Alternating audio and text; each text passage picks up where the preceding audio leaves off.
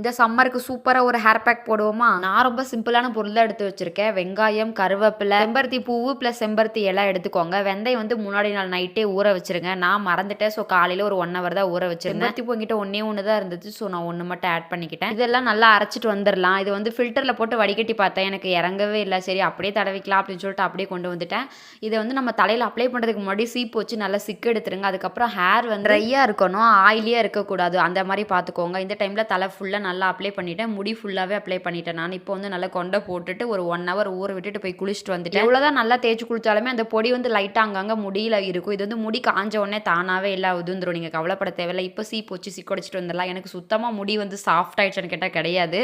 ஏன்னா அது நீங்க ரெகுலரா பண்ணணும். என்னோட முடி ஆல்ரெடி ஹார்டு. என்னடா இவ்வளோ முடி இருக்கா அப்படின்னு நினைக்கிறவங்களுக்கு அவ்வளோ முடியலாம் இல்லை பாருங்க, ரொம்ப கம்மியாக தான் இருக்கு. சும்மா இருக்கிறதுக்கு இந்த மாதிரி யூஸ்ஃபுல்லான ஏதாவது ஒன்று பண்ணும்போது மனசுக்கு ரொம்பவே திருப்தியாக தான் இருக்கும். எனக்கு அப்படி தான் இருந்துச்சு. தேங்க்யூ ஃபார் வாட்சிங். டாடா பாய்.